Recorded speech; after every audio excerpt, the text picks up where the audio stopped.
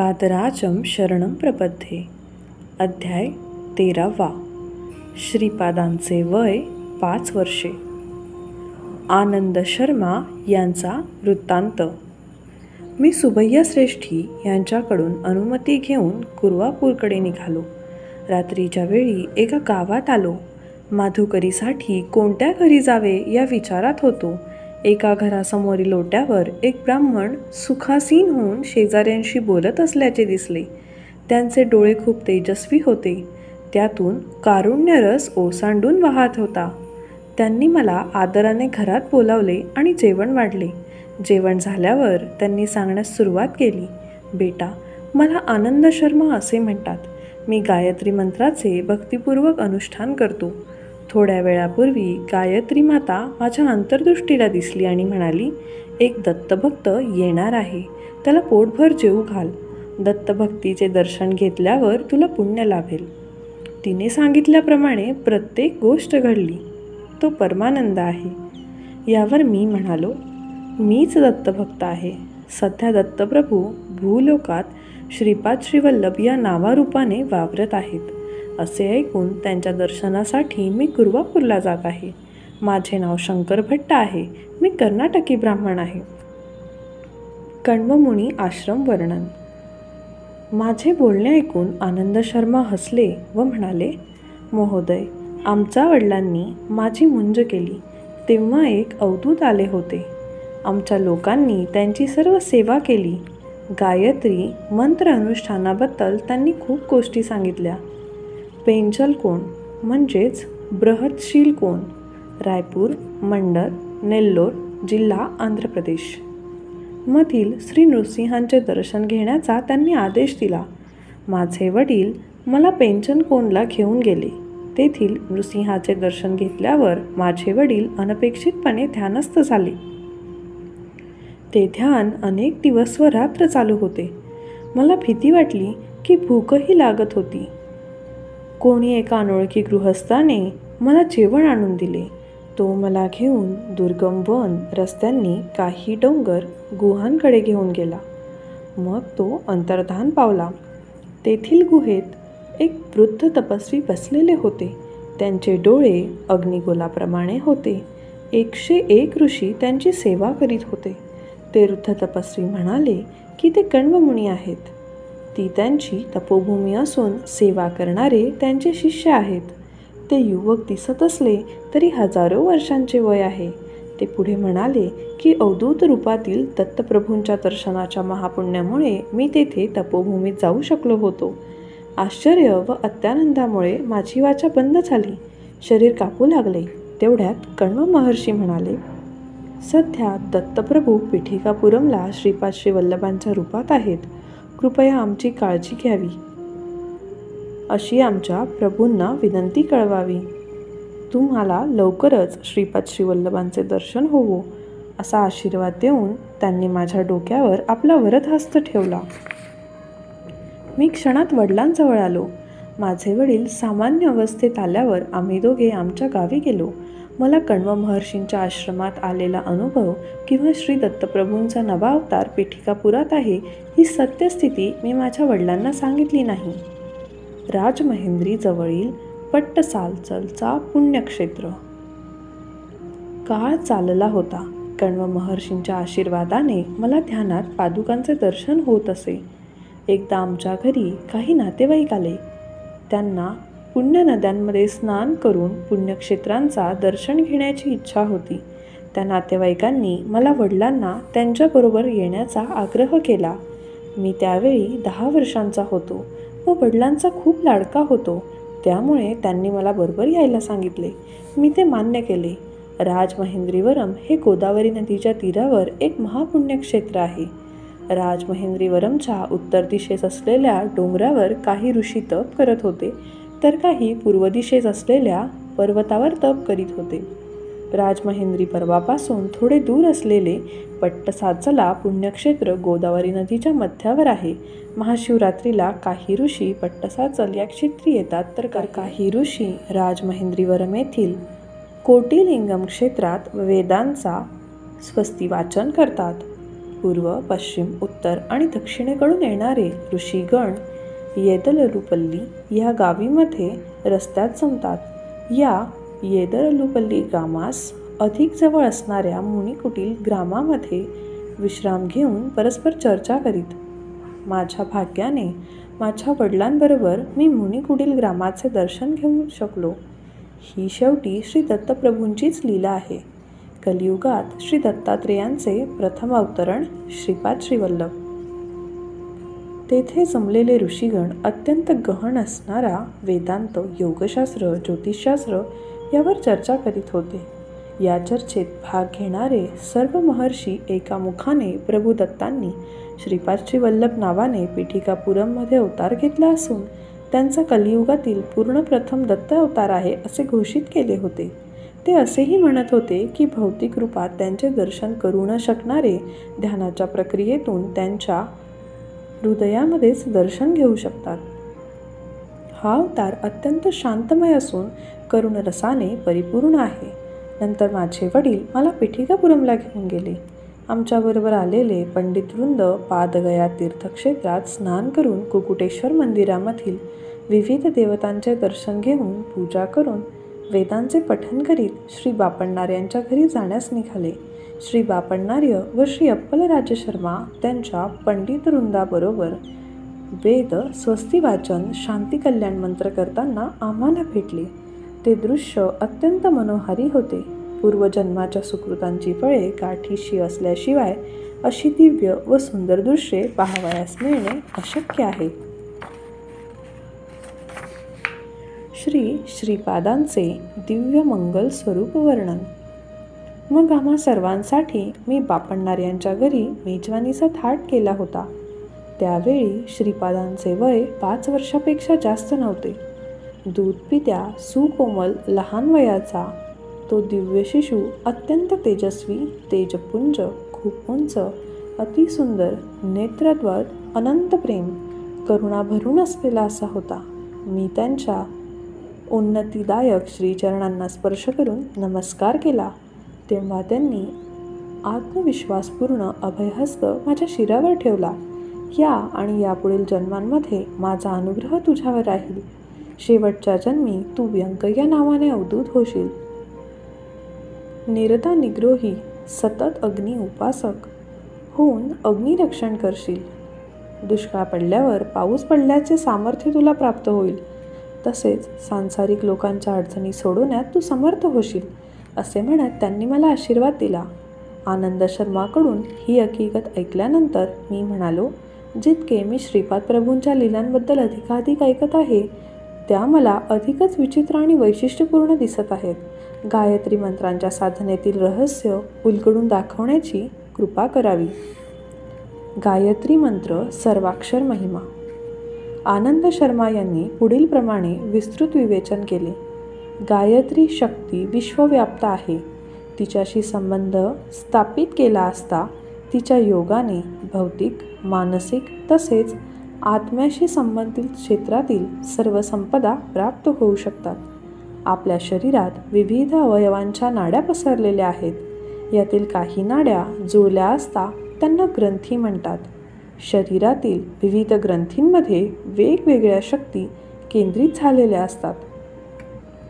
जपयोगाच्या निपुण असलेल्या साधकांच्या मंत्रोच्चाराने या ग्रंथी जागृत होऊन त्यांच्यातील सुप्त शक्तींचा प्रादुर्भाव होतो. ओम ह्या अक्षराचा उच्चार केला असता मस्तकातील 6 अंगुले भाग प्रभावित होतो.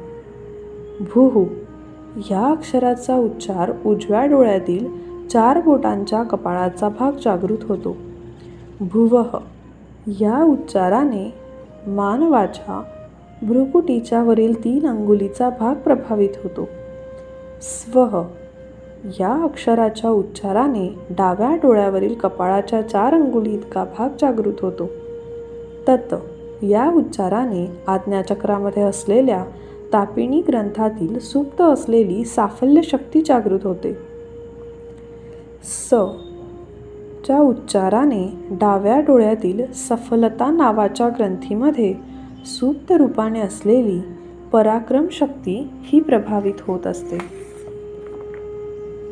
वी जे उच्चारण केले असता उजव्या डोळ्यामधील विश्वग्रंथीमध्ये स्थित असलेली पालनशक्ती जागृत होते. तुहू या अक्षराच्या उच्चारणाने डाव्या कानात असलेल्या तुष्टी नावाच्या ग्रंथातील मंगलकारी शक्ती प्रभावित होते. व या अक्षराच्या उच्चाराने उजव्या कानात स्थित असलेल्या वरदा ग्रंथीतील योग नावाची शक्ती सिद्ध होते. रे चा उच्चार केला असता नासिकेच्या मुळाशी स्थित असलेल्या रेवती ग्रंथीतील प्रेमशक्तीची जागृती होते. नी च्या उच्चाराने वरील ओठावर असलेल्या सूक्ष्म ग्रंथीतील घनशक्ती जागृत होते. यंग च्या उच्चाराने आपल्या खालच्या ओठावर असलेल्या ज्ञानग्रंथीतील तेजशक्तीची सिद्धी होते. भर च्या उच्चाराने कंठात असलेल्या गर्भग्रंथातील रक्षणाशक्तीची जागृती होते. गो चा उच्चार केला असता कंठकुपात स्थित असलेली गोमती नावाच्या ग्रंथीतील बुद्धिशक्तीची सिद्धी होते. ते च्या उच्चाराने डाव्या छातीच्या वरच्या भागात असलेल्या देविका ग्रंथातील दमनशक्ती प्रभावित होते. व चा उच्चार उजव्या छातीच्या वरील भागात असलेल्या वाराही ग्रंथीतील निष्ठाशक्तीची सिद्धी करतो. स्य याच्या उच्चाराने पोटाच्या बाजूस ज्या ठिकाणी बरगड्या जुळत असलेल्या सिंहासिनी नावाच्या ग्रंथीतील धारणाशक्ती प्रभावित होते. धी च्या उच्चाराने यकृतात असलेल्या ध्यानग्रंथीतील प्राणशक्ती सिद्ध होते. म या अक्षराच्या उच्चाराने आपल्या प्लीहेमध्ये असलेल्या मर्यादा ग्रंथीतील संयम शक्ती जागृत होत असते. ही च्या उच्चाराने नाभीमधील स्फुट ग्रंथीतील तपोशक्ती सिद्ध होते. धी या अक्षराच्या उच्चाराने पाठीच्या कण्याच्या खालील भागात असलेल्या मेधा ग्रंथीतील दूरदर्शिता शक्तीची सिद्धी होते. यो च्या उच्चाराने डाव्या खांद्यात स्थिर असलेल्या योगमाया ग्रंथीतील अंतर्निहित शक्ती जागृत होते. यो च्या उच्चाराने उजव्या खांद्यामध्ये स्थित असलेल्या योगिनी ग्रंथीतील उत्पादन शक्ती जागृत होते. नह या अक्षराच्या उच्चाराने हाताच्या कोपऱ्यावरून मनगटापर्यंतच्या भागात असलेल्या धारिणी ग्रंथीतील रसरस्ता शक्तीची जागृती होते. प्र या अक्षराच्या उच्चाराने डाव्या हाताच्या कोपऱ्यापासून मनगटापर्यंतच्या भागात असलेल्या प्रभाव ग्रंथीतील आदर्श नावाच्या शक्तीची जागृती होते. चो या अक्षराच्या उच्चाराने उजव्या मनगटात स्थित असलेल्या उष्म ग्रंथीतील साहस शक्तीची सिद्धी होते.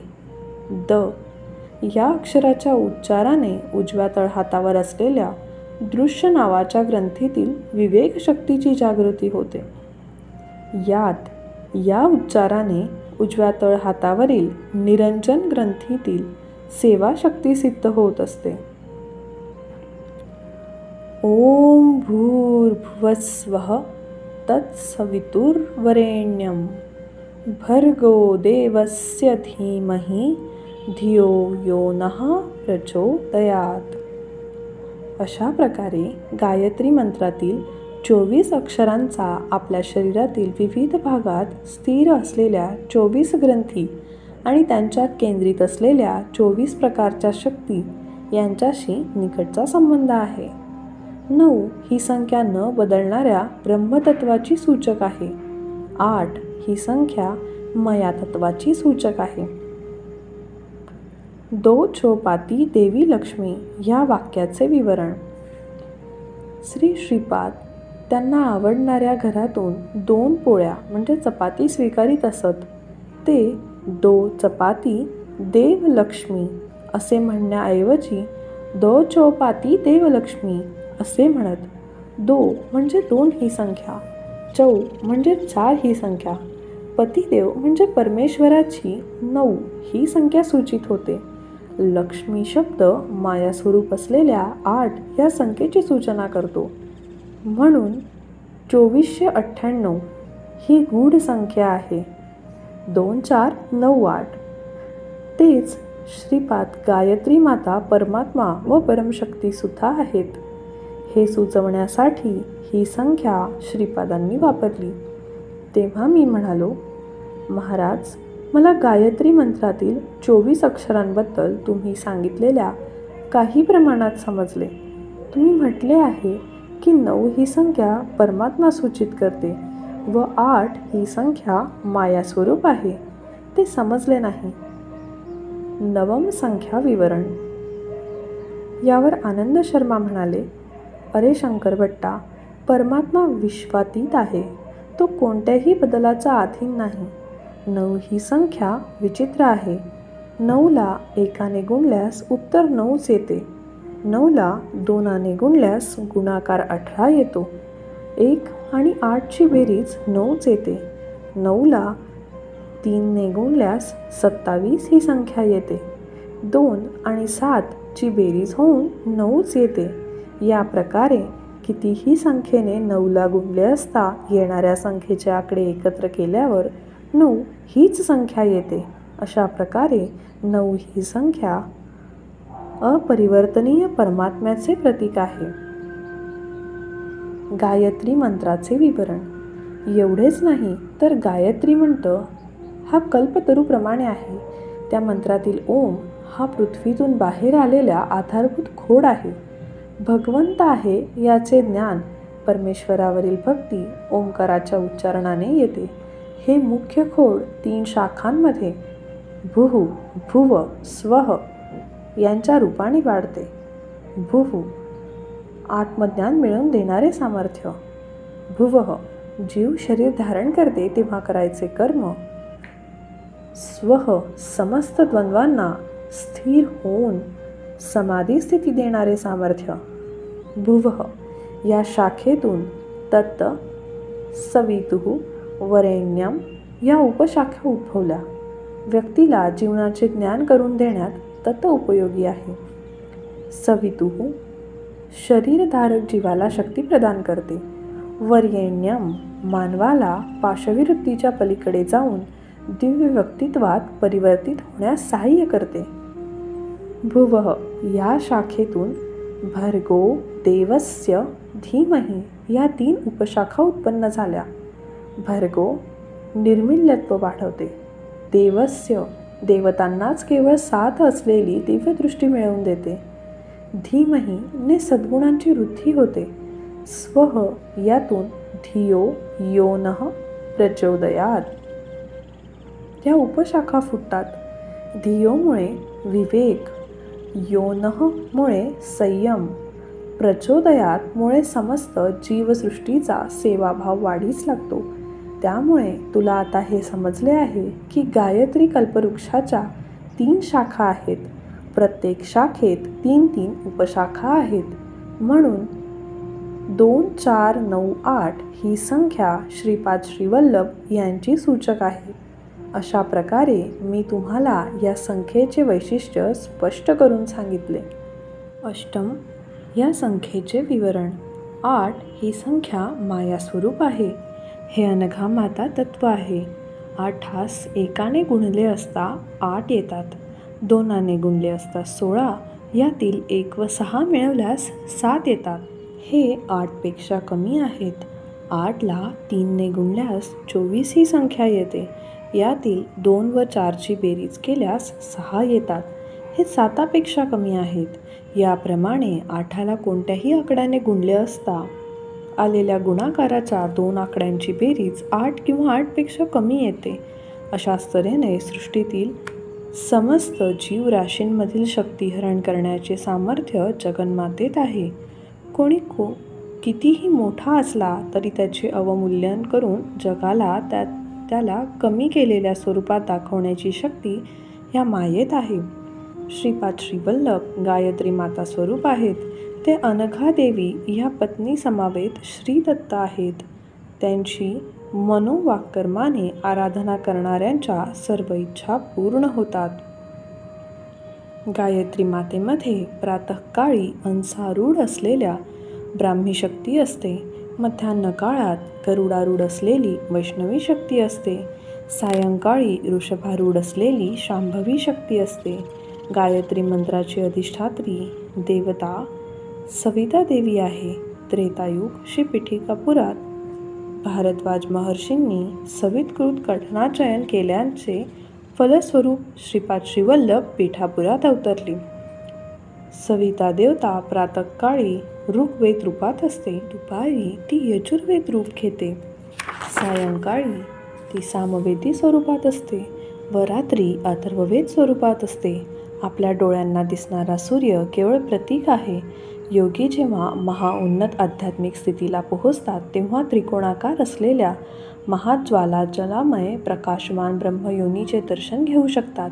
त्यांच्यातून कोट्यानुकोटी ब्रह्मांडे प्रतिक्षणाला उत्पन्न होतात आणि प्रतिक्षणी संरक्षित होतात व प्रतिक्षणाला विध्वंस होत असतो. अशा प्रकारे उत्पत्ती, स्थिती आणि लय प्रत्येक क्षणी घडत असतो. असंख्य असणाऱ्या विश्वाची सृष्टी, स्थिती, लय घडवणाऱ्या सवितेच्या शक्तीचे सावित्री हे नाव आहे. असे असले तरी गायत्री आणि सावित्री या अभिन्न आहेत. प्रेतदहनासाठी वापरल्या जाणाऱ्या अग्नीला लोहित म्हणतात. अन्न शिजवण्यासाठी वापरणाऱ्या अग्नीला रोहित म्हणतात. याच प्रकारे लौकिक व परालौकिक स्थितीत गायत्री व सावित्री रूपात महाशक्ती कार्यरत करतात. प्राणीमात्रांच्या उत्क्रांतीच्या क्रियेत ज्या जगाशी संबंधित अनेक गरजा असतात त्या सर्व सावित्री मातेच्या कृपेने पूर्ण होतात. जीवांची आध्यात्मिक उन्नती गायत्री मातेच्या अनुग्रहाने होते. इहलोकातील सर्व सुखोपभोगांचा अनुभव घेण्यासाठी व परलोकातील विमुक्त स्थितीत दिव्यानंदाचा अनुभव घेण्यासाठी दोहींमध्ये समन्वय होणे आवश्यक आहे. श्रीपादांच्या चलनकमलांचा आश्रय घेणाऱ्या इह परलोक दोहींना लाभ होतो. इतर देवता व श्री दत्तात्रेयांच्या आराधनेतील फरक नेहमी हाच आहे. मला वाटते की आनंद शर्मा महोदयांनी दिलेले वर्णन अद्वितीय आहे. तेव्हा मी शंकर भट्ट म्हणालो, महाराज तुम्ही खूप भाग्यवान आहात. श्रीपाद नृसिंह सरस्वती अवतार धारण करतील असे मी ऐकले होते. मी असेही ऐकले होते की त्या अवतारात त्यांचे गुरु श्रीकृष्ण सरस्वती असतील. काय विचित्र गोष्ट आहे आई. आनंद शर्मा आपले कथन चालू ठेवत होते. भगवंताच्या आचरणातच भक्तांसाठी असतो. ते मानवरूप धारण केलेल्या आचरण करतात व महामानवाचे कसे आचरण करावे हे शिकवतात. संन्यासी आश्रमाचा उद्धार झाला पाहिजे. त्यांना संन्यासी व्हावयाचे असल्याच्या गुरुची आवश्यकता आहे. तो गुरु पूर्ण योग व गुणवत्ता धारक पाहिजे. अवतारी पुरुषाचे गुरु होण्याची क्षमता कोट्यावधी लोकांमधून एकालाच असते. अवतारी पुरुष ज्या कुटुंबात जन्माला येतो त्या वंशातील 80 पिढ्यांना मुक्ती मिळते. तसेच अवतारी पुरुषाचे गुरु होणाऱ्या व्यक्तीचा परिवार खूप पुण्यवान असला पाहिजे. तांटकानुपूर म्हणजे तनुपूरमध्ये वाजपेयाजललू वंशात मायनाचार्य नावाच्या व्यक्तीचा जन्म झाला. त्यांची पत्नी श्रीमती नावाची होती. ते धार्मिक वृत्तीचे जोडपे होते. काही कालावधीनंतर ते नंदी कोत्तूरू भागात तालुका टेकल्ली जिल्हा श्रीकाकुलम आंध्र प्रदेश मंगलापुरम येथे राहावयास लागले. त्यांना माधव, सायन आणि भोगीनाथ हे पुत्र झाले. सनातन धर्माची पुनर्स्थापना करण्यासाठी माधव हे विद्यारहण झाले. थोर तपस्वी बापण्णार्य यांनी सौर्यमंडलातून शक्ती खेचून आणून व ती श्रीशैलाच्या मल्लिकार्जुन महालिंगात प्रस्थापित केली. वस्तुतः श्री पर्वतावर श्री दत्तात्रेयांचे श्रीचरण अवतरले. श्रीपाद प्रभूंच्या वैभवशाली चरणांचे श्री पर्वतांवर आगमन ही एक विस्मयकारक गोष्ट होती. पर्वताचे नाव होते श्री दत्तांचे चरण म्हणजे श्रीचरण आहे. या आधुनिक अवतारात श्रीपाद श्रीवल्लभांचे नाव अतिशय योग्य आहे. बापण्णार्य आणि सायनाचार्य यांच्या वंशांचे अनेक पिढ्यांपासून संबंध होते. मल्लादींच्या घरी मुलगी झाली तर वाजपेयजलूंच्या घरची सून होणार आणि वाजपेयजलूंच्या घरची मुलगी झाल्यावर मल्लादींची सून होणार असे लोक गमतीने म्हणत असत. तथापि बापण्णार्यांनी आपली कन्या सौभाग्यवती सुमती महाराणी वाजपेयजलूंच्या घरी दिली नाही. बापण्णार्यांनी नियतीने प्रेरित होऊन व दिव्य निर्णयाच्या कारणास्तव आपली कन्या अखंड लक्ष्मी सौभाग्यवती सुमती महाराणीचा विवाह घंटीकोटा अप्पलराज शर्माबरोबर करून दिला. प्रभू श्रीदत्त हे श्रीपाद श्रीवल्लभ म्हणून जन्मले आणि आपल्या मातामहांच्या रक्ताचे नाते असलेल्या वाजपेयजलू परिवाराचा उद्धार करण्यासाठी माधवाचार्यांना आपल्याकडे खेचून घेतले. श्रीपादांच्या प्रती माधवाचार्यांमध्ये वात्सल्यभाव ओसंडून वाहत होता.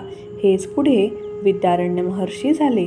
त्यांचे शिष्य मलयानंद आणि त्यांचे शिष्य देवतीर्थ यांचे शिष्य याववेंद्री सरस्वती आणि यादवेंद्री सरस्वतींचे शिष्य श्रीकृष्ण सरस्वती, विद्यारण्य महर्षी आणि कृष्ण सरस्वती यांच्यामध्ये गुरु शिष्यांच्या 3 पिढ्या होतील. श्री विद्यारण्य हेच कृष्ण सरस्वतींच्या रूपाने अवतरत होतील आणि ते श्रीपादांच्या नंतर अवतारातील गुरु होणार आहेत. भविष्यात श्री विद्यारण्य त्यांचे बंधू सायणाचार्य यांच्या वंशात गोविंद क्षितिज म्हणून जन्म घेतील. ते संत वृत्तीचा राजपुत्र असतील आणि तो तंजावरचा तंजोर प्रधान बनेल. हे श्रीपादांचे दिव्य जाहीर निवेदन होते. टीप: हे सर्व सत्य झाले. श्रीपाद नेहमी सत्यवचन बोलतात. एकदा सुमती महाराणी श्रीपादांना स्नान घालीत होती. तेवढ्यात व्यंकटप्पा श्रेष्ठी तेथे आले. त्यांना पाहून श्रीपादांनी विचारले, आजोबा, आपण मार्कंडेय गोत्राचे आहात काय? त्यांनी उत्तर दिले नाही, पण श्रीपादांचे गोड शब्द व त्यांचा उपरोधिक अर्थ यावर हसले. वास्तविक पाहता श्रीपाद भारद्वाज गोत्राचे होते आणि व्यंकटप्पा श्रेष्ठी हे मार्कंडेय गोत्राचे होते. श्रीपादांनी पडद्याच्या मागून म्हणजे अप्रत्यक्षपणे सांगून टाकले होते की ते व्यंकटप्पा श्रेष्ठींचे मानस नातू आहेत. स्नानानंतर सुमती देवींनी श्रीपादांवरून पाणी ओवाळून टाकले आणि मार्कंडेयासारखा आयुष्यमान हो असे श्रीपादांना आशीर्वाद दिला. मार्कंडेयाला केवळ 16 वर्षाचे आयुष्य होते. शिवांच्या आशीर्वादाने तो दीर्घायू झाला. श्रीपादांनी अप्रत्यक्षपणे असे सूचित केले की ते फक्त 16 वर्षे आईवडिलांबरोबर राहतील. 16 वर्षांनंतर मार्कंडेयांनी गृहत्याग केला होता व ते चिरंजीव झाले. श्रीपाद सुद्धा 16 वर्षे आईवडिलांकडे राहिले आणि नंतर जगद्गुरू झाले. श्रीपादांनी वारंवार सांगितले होते की मी हा देह अदृश्य करीन. माझ्या देहाला शाश्वत आयुष्य नाही. आज ज्या रूपात मी दिसत आहे त्याच रूपात पूर्वी अनुसूया व अत्री यांचा पुत्र म्हणून अवतरलो होतो. श्रीपादांची विविध रूपे. श्रीपाद त्यांच्या योगशक्तीला बहिर्मुख करून श्रीरूपात दर्शन देत असतात. कुंडलिनी शक्ती अशी श्रीरूपात बहिर्मुख केवळ दत्तात्रेय भगवानच करू शकतात. श्रीपादांचे मातापिता नरसिंहवर्मा, पती पत्नी बापन्नार्या राजअम्मा, व्यंकटप्पा श्रेष्ठी दाम्पत्य व इतर काही जण यांना श्रीपादांच्या 16 वर्षांपेक्षा कमी वयाच्या युवक स्त्री पुरुषाचे दर्शन झाले. श्रीपादांचा 16व्या वर्षी विवाह करावा अशी त्यांच्या मातापित्यांची फार इच्छा होती, परंतु त्यांची निराशाच झाली. श्रीपादांनी सुमती मातेस अवधूत रूपात पहिल्यांदा दर्शन दिले होते. तेव्हाच सांगितले होते की ते दिव्य दंपतीच्या रूपात दर्शन देतील.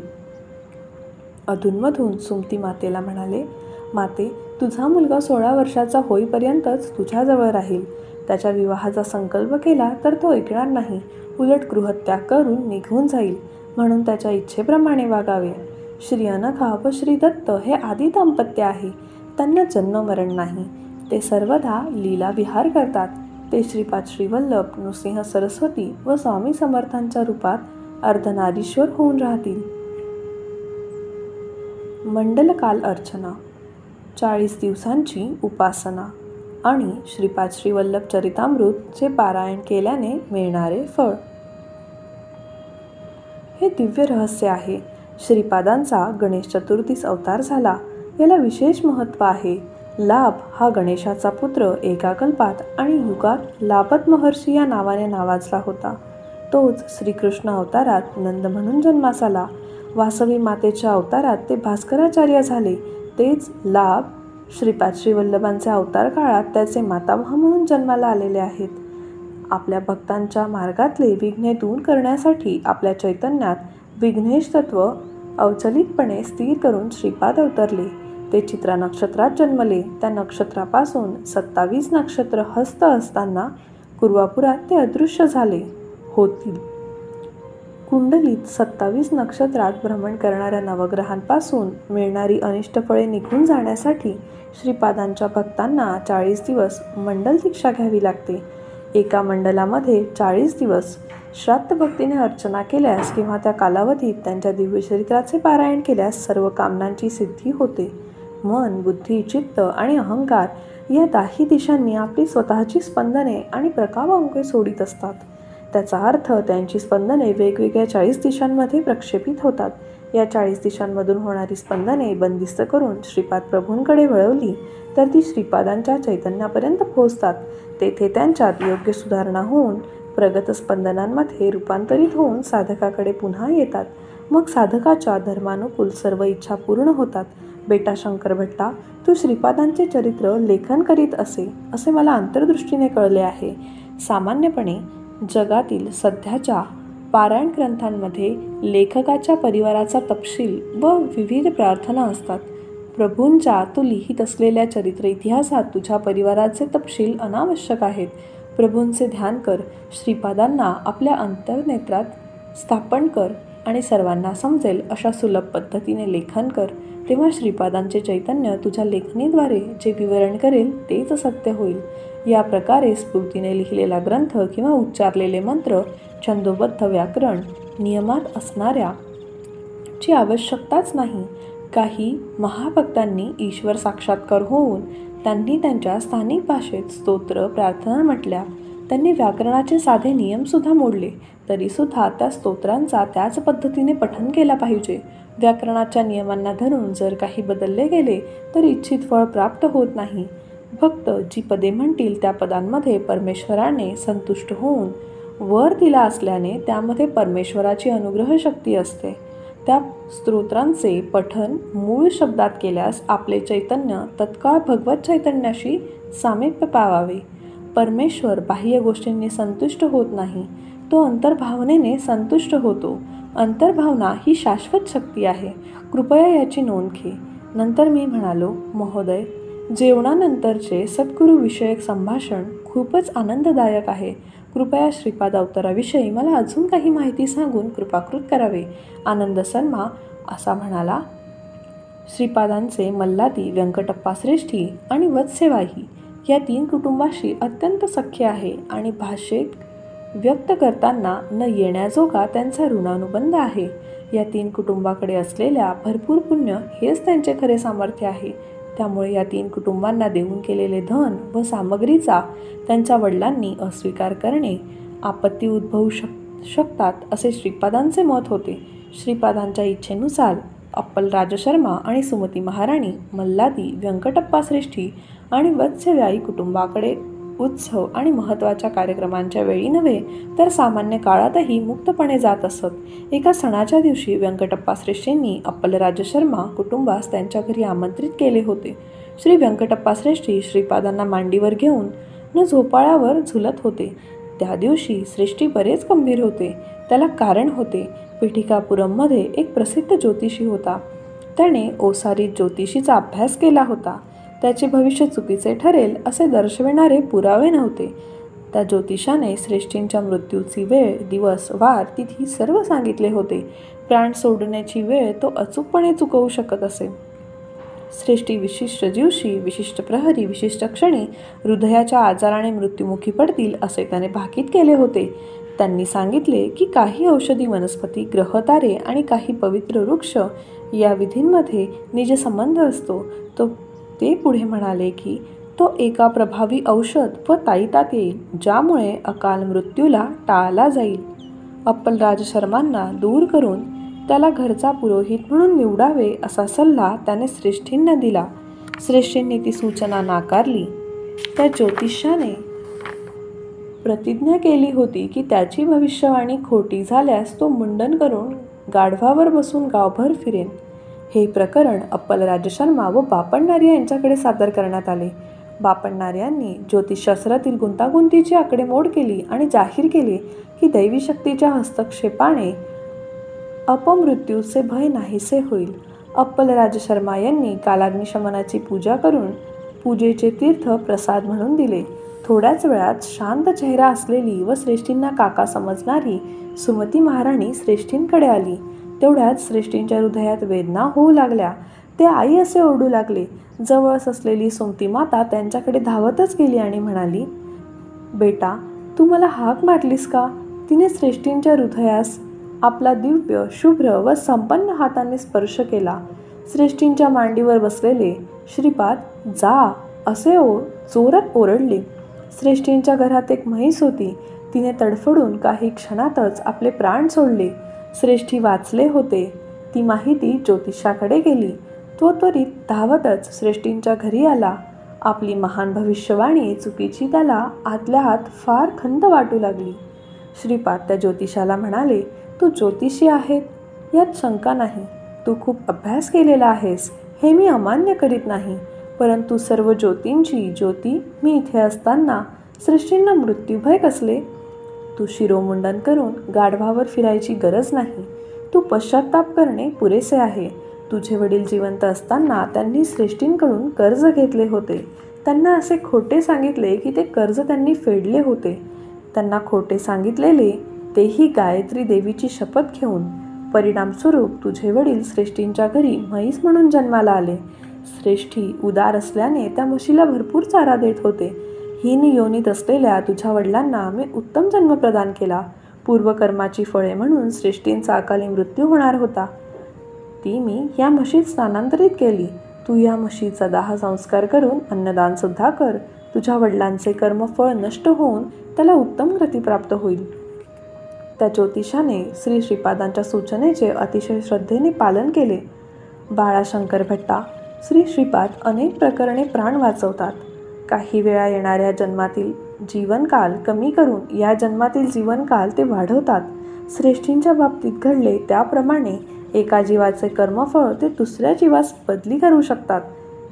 शुभेच्छुकाचा काही जीवनकाल एखाद्या व्यक्तीकडे हस्तांतरित करून देखील त्या व्यक्तीला जीवनकाल वाढवता येऊ शकतो. असामान्य मार्गाने मृत्यूला आज्ञा देऊन ते श्रीपाद एखाद्या व्यक्तीला जीवन प्रदान सुद्धा करू शकतात. श्री श्रीपाद हे पूर्ण योग अवतार आहेत. योगी प्राणशक्तीची वृद्धी व झीज थांबवून ती आपल्या नियंत्रणात ठेवतो. याला काहीच अशक्य नाही. श्वास व उच्छ्वास प्रवाहाच्या विच्छेदनाने मुक्ती प्राप्त करून घेणे सोपे आहे. क्रियायोगी त्यांची प्राणशक्ती आज्ञा विशुद्ध अनाहत मणिपुरम स्वाधिष्ठान आणि मूलाधार चक्रांमध्ये फिरवून वरून खाली खालून वर फिरवतात. एका क्रियेला लागणारा वेळ एका वर्षामध्ये साधारण होणाऱ्या आध्यात्मिक विकासा एवढा असतो. बेटा, एका पूर्ण दिवसाच्या 1/3 वेळात म्हणजे 8 तासात 1000 क्रिया 3 वर्षे केल्या तर 10 लाख वर्षात नैसर्गिक प्रक्रियेने होणारी तितकी आध्यात्मिक प्रगती साध्य होते. हजारो वर्षे तपश्चर्या करणाऱ्या योग्यांच्या पुराणात उल्लेख केला जातो. तेव्हा सृष्टीला विकास प्रक्रियेला लागणारी नैसर्गिक कालावधी वर नमूद केल्याप्रमाणे तेथे सूचित केला आहे असेच समजले पाहिजे. योग्यांना लाभलेला प्रत्यक्ष कालावधी आणि विकास प्रक्रियेला लागणारा नैसर्गिक काळ भिन्न असतात हे जाणलेच पाहिजे. ब्रह्मदेव प्रत्येक प्राणीमात्रास आयुष मर्यादा देतो आणि त्यांच्या श्वासांची संख्या निश्चित करतो, पण तो ती वर्षांमध्ये निश्चित करीत नाही. संताप आणि भावना यासारख्या वाईट स्वभाव वैशिष्ट्यांचा प्रादुर्भाव झाल्यास श्वासोच्छ्वास खूप जोराने घेतला जातो. त्यामुळे आयुर्मान कमी होते. मानसिक अस्थैर्य असलेले माकड अधिक संख्येने श्वास घेते. 300 वर्ष आयुष्य जगणारे कासव दिलेल्या विशिष्ट वेळात माकडा जितके श्वासोच्छ्वास घेईल त्याच्या 1/8 वेळा उच्छ्वास करते. आनंद शर्माबरोबरच्या सुसंभाषणाने मी खूप सुज्ञ झालो. सकाळी मी आन्हिक आटोपून आनंद शर्मांची अनुज्ञा घेतली आणि श्रीपाद श्रीवल्लभांच्या दर्शनासाठी कुर्वापुरमकडे निघालो. अध्याय 13वा समाप्त. श्रीपाद श्रीवल्लभांचा जय जयकार असो.